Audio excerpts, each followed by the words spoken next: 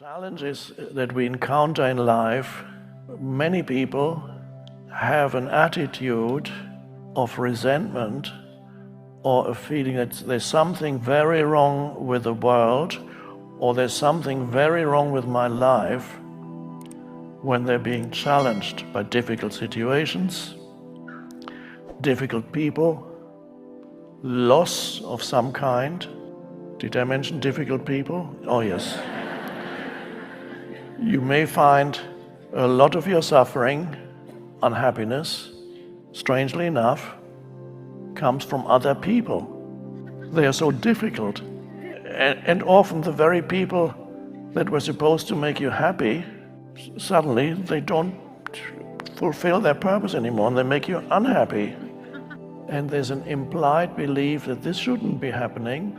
Life should unfold beautifully without all that stuff going wrong to some extent, especially as you live more consciously and no longer totally in the grip of ego. You're beginning to awaken. There's an awareness. You no longer create unnecessary suffering in your mind through reactivity.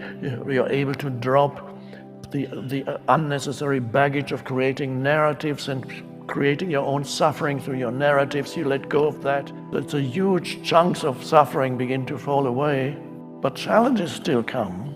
And even then, it doesn't mean everything will now go totally as expected and as it should. There's still loss happening from time. You still come across difficult people. Oh, I don't want any more difficult. Yeah, but they're everywhere. It's true, other people are difficult. So your life improves immeasurably as you become more conscious, but it will still challenge you. And it won't mean you will never experience loss again. It doesn't mean things may not go wrong still occasionally, not perhaps as drastically as before. You don't create your own mayhem and chaos anymore. But challenges, yes, different kinds of challenges come. And if you no longer complain that a challenge shouldn't exist, difficulties shouldn't exist, obstacles shouldn't exist, things should not be cancelled, they shouldn't go wrong. If you drop that expectation, then it's actually fine. But be careful that if you still have an unspoken assumption that there's something wrong when challenges happen, that could draw you back into unhappiness. There's nothing wrong when challenges happen. We grow through them. And if you hadn't had yours, you wouldn't be here. If I hadn't had mine, I wouldn't be here, so we wouldn't be here. And so retrospectively, we can actually be grateful for the suffering that we've had. The question is, the challenges of life, when they come, do we transform them into unhappiness, or are we able to just face them and then go with them and do whatever action is possible or necessary or totally accept it at this moment, this is how it is.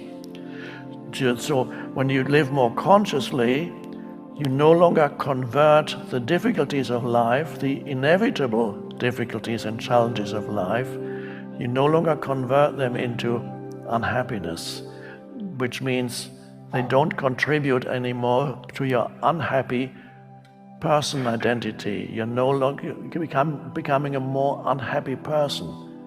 You'll be surprised how many people's main sense of identity in this world is unhappiness.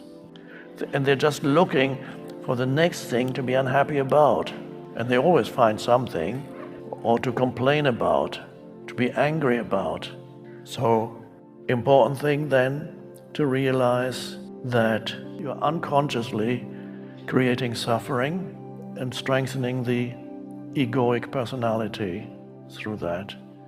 And then my life then is just memories. Yes, I have a history, but the history is not my life. It's stuff. It's stuff in the mind. It's memories. And all these things are wonderful that they happen to you because they have brought about your awakening. They all make sense if you now look back on all the things that happened including, and not only including, but especially the so-called bad things, they brought you to this point. They pushed you into awakening.